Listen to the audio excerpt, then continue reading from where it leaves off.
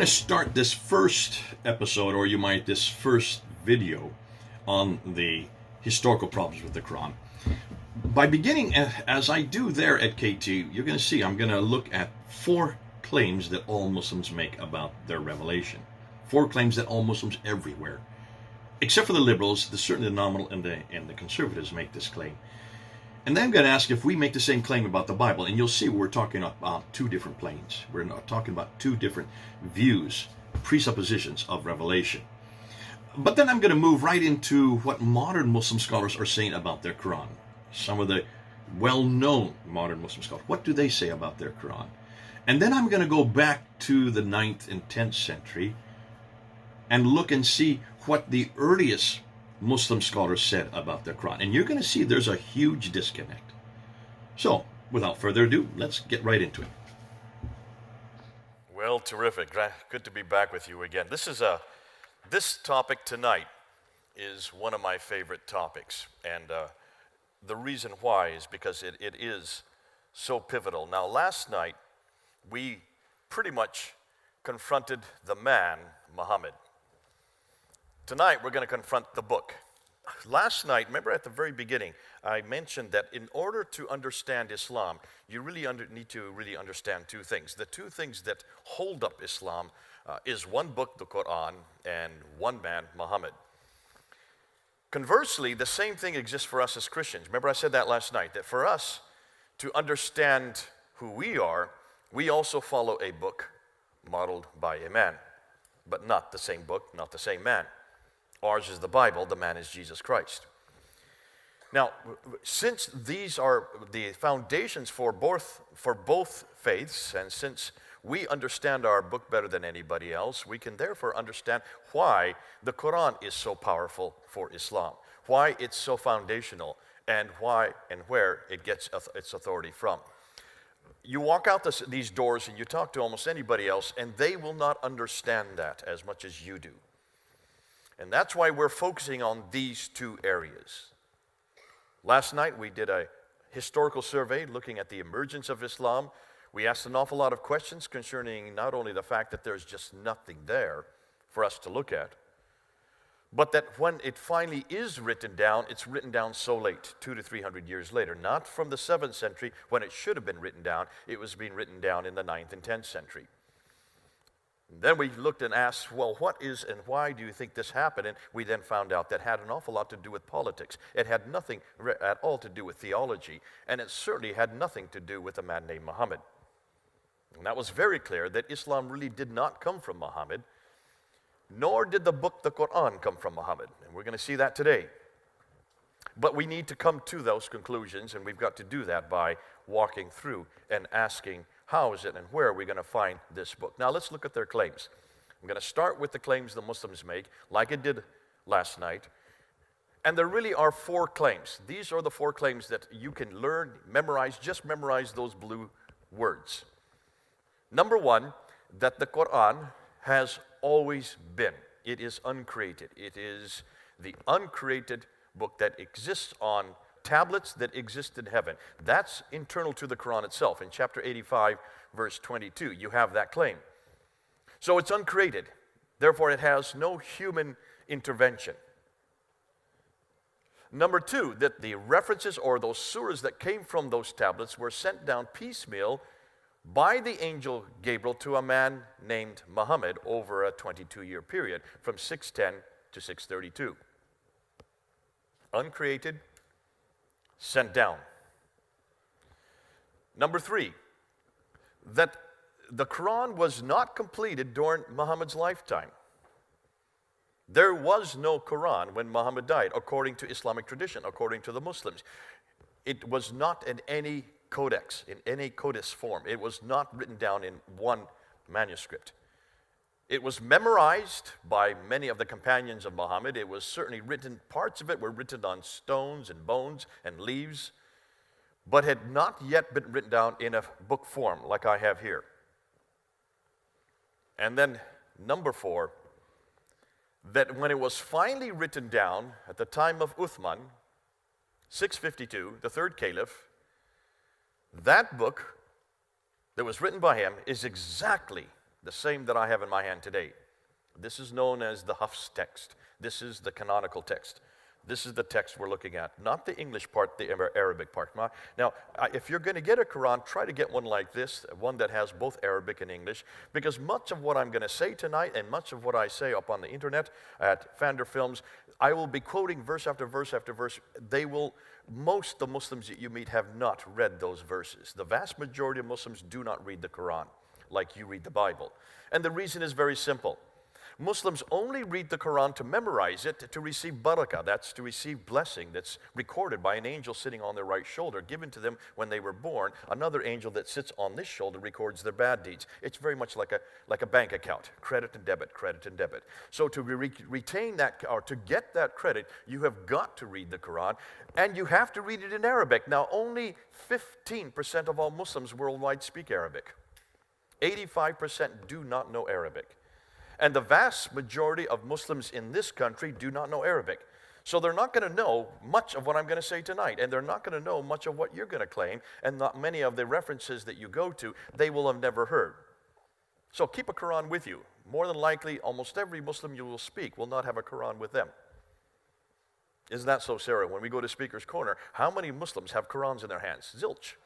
They all have Bibles in their hands, God bless them, and they have all these little post-it notes all the way through with seeming contradictions and seeming errors, seeming what they call scientific problems, but there is no one that has a Quran in their hands because they don't use the Quran to understand it. They don't use it to read it and assimilate it and then to apply it to their lives unless they're radical Muslims over here on the right.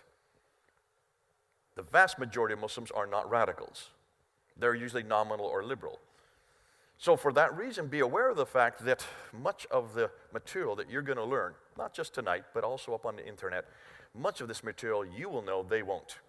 Let's then get back to this question. So if those are the four claims, that the Quran is eternal, that it was sent down to a man named Muhammad over a 22-year period, that it was codified and finalized, canonized there in 652 AD during the reign of the third caliph, Uthman, and that it has never changed, can you see that's quite a mouthful right there, those four. Would we ever say that about our Bible? Absolutely not, and please don't do that. We do not believe our Bible is uncreated. We know the Bible was created. We know who wrote it. We know when they wrote it. We put their names to many of the books that they wrote. It was written by men, inspired by God, but not written by God, and certainly not eternal. So don't make that claim about the Bible. Secondly, our Bible was not sent down. We don't know of any angel that brought portions of it over a 22-year period to anybody. Every one of the books was written by different men. 33 different men in 3 different continents over 1,500 years. And that's why we would never make these two first claims. Thirdly, we would make the claim that it was complete at one time. But we don't have any of the original manuscripts, so therefore we would not assume today that we could go back to those complete manuscripts, because for one very simple reason, they were written on papyrus, those interlocking leaves. And as you well know, papyrus disintegrates within 100 years. None of the manuscripts we're going to look at today by the Muslims, or the Quranic manuscripts, are written on papyrus. They're all written on parchment or vellum. That means animal skin. Two completely different modes of writing. Ours are written on papyrus. It's not that they didn't have vellum in the first century. It was very expensive to use vellum, to use animal skin. And Christianity was birthed in poverty. And for the first 300 years remained in poverty until Constantine then, as the emperor, converted to Christianity and made it the state religion. So don't expect that we're talking about the same things with the Bible. We do not make these claims. We do not have the originals. Changes? Yes, we would admit that there have been many changes in the Bible. We even inform the reader about them. So when you open up Mark chapter 16, verse 9 to 20, at least in my Bible, there's a line warning the readers that these verses are not found in the earliest Greek manuscripts.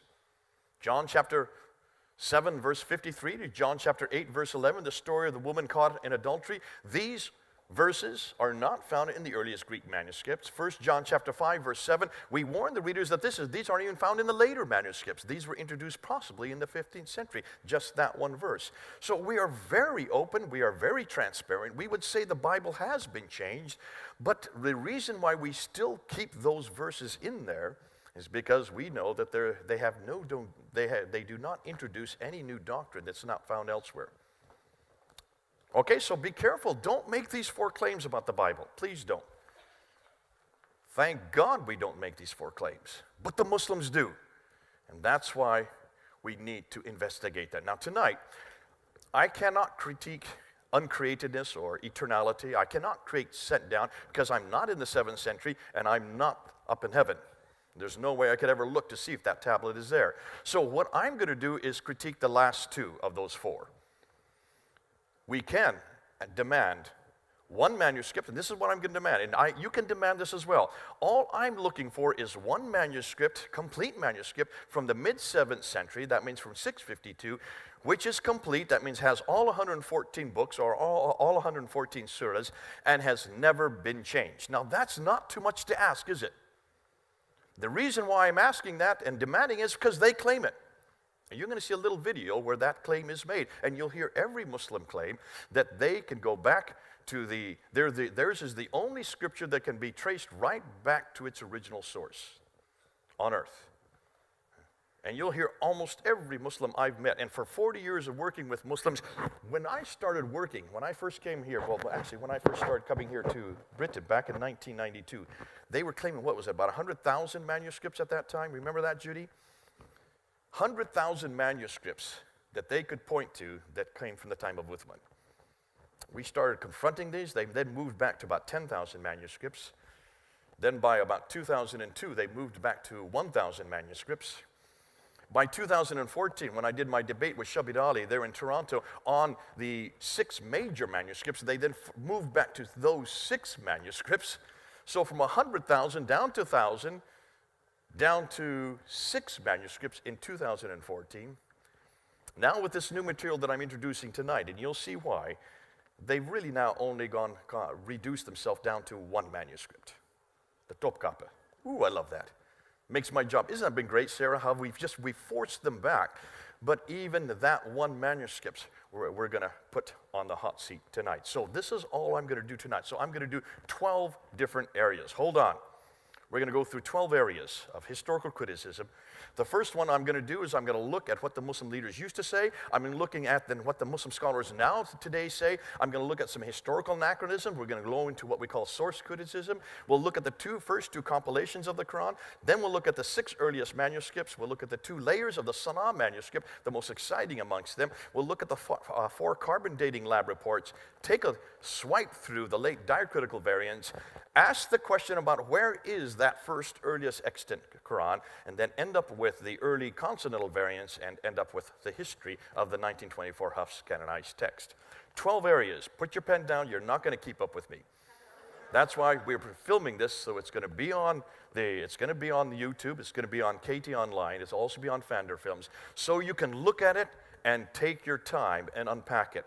We're going to take everything that's on the screen will be embedded into the film that we're going to put up online. So let's start with the very first one. What do modern Muslim scholars, what do they claim today? Let's start with Suzanne Hanif, who is a convert to Islam. She says that it is preserved today in its exact original form. Okay, so she's a convert. Maybe she doesn't know better. Well, let's ask Fethullah Gulen. Fethullah Gulen, who is part of the Gulen movement out of Turkey, he lives in Pennsylvania now. He and Erdogan used to be co-scholars together before Erdogan then and he separated. He says one Quran unaltered, unedited, and untampered. Okay? What about Abdullah Yusuf Ali? Abdullah Yusuf Ali is probably the most respected translator of the Quran into the English language, did his translation in the 1930s. He said, not a single letter has changed. This is in 1935 he said this. Not a single letter has changed. So what we have in our hand today, this book right here, is exactly the same that was which was revealed to Muhammad and then compiled by Uthman. Malvi Muhammad Ali, who is part of the Ahmadi movement, he goes even further. He says, not even a diacritical point has been changed. When you look at the Arabic script, you will see that there are dots above and below the line. We'll explain these. Those are diacritical points. Anytime you see a dot, to make it a nun or a ta or a tha or a ba or a ya, that is, those dots create the letters and separate the letters. Those are called diacritical points. So he's saying even the dots are exactly the same today as they have always been, that exist there in heaven, sent down to Muhammad, and then compiled by Uthman. Dr. Shabir Ali, a good friend of mine, I've debated him 6 different times. He used to say that they were exactly identical for over 1,300 years. He said, folks, that's 1,300 years ago, and we can compare that with what we're reading today, and we find them to be exactly identical. He goes on to say, and then he actually got a little bit more wiser as he went on. He says, the text was known through memory work and through the written materials handed down right from the time of the Prophet Muhammad. As I said, the 2 copies that were made 1,400 years ago. So then he went to 1,400 years, making it even earlier. One which is in Tashkent, Russia. Well, he doesn't know his geography. Tashkent's not in Russia. For example, has been demonstrated by Ahmad von Defert in his book Ulum al-Qur'an to be an early copy from that time, and we find no difference from that copy to what we're reading today. That's the Samarkand manuscript, which is in Tashkent in Uzbekistan, not Russia. Well, look at that today. So, conclusions. These are their conclusions, that the Quran we have today has not changed one iota since its inception 1,400 years ago. 2, that the Quran we have today is exactly the same as that which is on the preserved tablets in heaven. And 3, that our Quran parallels in every detail that which was revealed to the Prophet Muhammad and was written down completely by Uthman in 652 AD. But is that what the earliest Muslim scholars believed? Let's look at what they said concerning the Quran. So I've just given you what the modern Muslim scholars say. Let's see what the earliest one said. Well, here you have Ibn Abi Dawud. He says that some verses were lost. The Quran that was sent down were known by those who died in the day of Yama, but they were not known by those who survived them, nor were they written down, nor were they found with even one person after them. That's not the same as what I'm hearing scholars today say. Here you have As-Suyuti, who's writing, it is reported from Ismail ibn Ibrahim, from Ayub, and from Nafi, and from Ibn Umar, he says, who said, let none of you say, I have acquired the whole of the Quran. How does he know what all of it is when much of the Quran has disappeared? Rather, let him say, I have acquired what has survived. Now, that's a huge admission right there. Sahih Muslim, second only to Bukhari as far as importance for the hadith writers, said, some of the verses were forgotten. I have, however, forgotten it with the exception of this which I remember, and he then recites what he remembers. So here you have Sahih Bukhari, the most authoritative of the hadith writers, talking about verses which were canceled. We used to read the verse of the Quran revealed in their connection, but later the verse was canceled, he said. Then you have Bukhari going on and saying that something was missing. This is the verse of Rajam. This is the verse on stoning adulterers. Among what Allah revealed was the verse on Rajam, and we did recite this verse and understand and memorize it, and Allah's apostle did carry out the punishment of stoning, and so did we after him. I'm afraid that after a long time has passed, somebody will say, by Allah, we do not find the verse of Rajam in Allah's book, and that's true. To open up to chapter 24, verse 2, and you will not find stoning there. It's now 100 lashes. 100 lashes. Ibn Abi Dawud talks about some verses overlooked. Muwatta Ibn Malik talks about some verses having been changed. By the way, that was interesting because it was changed by a woman, not by a man, but by a woman. Some verses were modified. Al-Hajjaj, Ibn Yusuf, made 11 modifications. This is the same Al-Hajjaj that we talked about last night, who then created those qiblas in between. Remember, all the mosques that he was forming all had a qibla that was not to Petra, not to Mecca, but exactly in between. That's the same Al-Hajjaj, who made 11 modifications to the Quran. Some verses were substituted according to Sahih Bukhari, and some verses were eaten by sheep. The verse of stoning and of breastfeeding an adult 10 times was revealed, and the paper was with me, was put under my pillow, but when the messenger of Allah died, we were preoccupied with his death, and a tame sheep came and ate it. So, what do we see here? Lost, disappeared, forgotten, canceled, missing, overlooked, changed, modified, substituted, eaten by sheep. Does this sound like a book which was compiled perfectly and completely? Does this not imply intentional human intervention right through its initial compilation? So there's a disconnect between that which the earliest scholars are saying and what the scholars today are saying. Well, as you can see, this is something that we're not bringing up today in the discussion on the Qira'at. We haven't really brought up these difficulties. We've not really got into this area, yet you need to know about this. When you look at the claims that Muslims make about their Quran, that it is eternal, that it was sent down, that it was complete, and that it is unchanged, those 4 words. When you look and see what they're saying, it's obvious.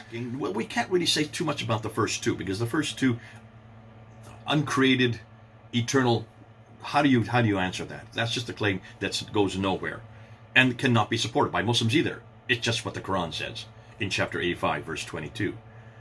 As far as was it sent down, who knows? It's only traditions from way in the 9th and 10th century that tell us it was sent down. That's Al-Bukhari that tells us, and he died in 870. We don't have anything from the 7th century to know whether it was sent down. We have no manuscript from the 7th century to see. We have nothing from the time of Muhammad. We have nothing from Abu Bakr. We have nothing from Umar, nothing from Uthman, and especially nothing from Uthman, and that's what we should have. So we don't have any idea whether it was sent down. Unchanged, complete, those 2 areas we can really look at. And so that's one reason why we're going to spend much of our time looking at those 2 areas, the last 2 of the 4. And by doing that, you can see we went through, and what I said is I talked about what modern Muslim scholars, they've elevated the Quran so high. They put it so high. Remember, the higher you put it, the farther it's easier it's going to fall. I remember we had this dictum when I was back there at Speaker's Corner for 25 years. We always only ever used ladders that had 2 rungs, possibly 3 at the most. You never went beyond that, because if you have more rungs, that means you're higher up. When they throw you off, you fall farther and you get hurt more. You get hurt a lot more because you have further to fall. And that's what modern Muslim scholars have done. Unfortunately, those ones that I went through, just look at their names. These are all well-known scholars. They should not have said that every letter, every word, every sentence, even some of them were saying every dot is exactly the same. Don't say that, because when you say that, you put the Quran so high, you elevate it so high, full of superlatives, that all we need to do is look at one dot that is different, one vowel that is different, one word that is different. And that's why the Yasar Qadis and the Shabiradis are having a real dilemma, because they realize that if you're going to make this kind of claim, if you're going to put it that high up, if you're going to make that enormous comments like that, folks, be careful. Because the higher you put your Quran, the easier it's going to fall, and the farther it's going to fall, and the easier it makes it for us to find just one word that's different. That's all we need to find, is one word that is different. And therefore, if you can find one word that is different in this Quran from any of the earlier Qurans, that means God has not preserved it. Allah is weak, is inept, is incapable of fulfilling the very promise that he gave there in chapter 10, verse 15, in chapter 15, verse 9, and in chapter 18, verse 27. If Allah can really preserve his word, then how come even one word, if we can find one word that is different, we're going to find lots of words that are different.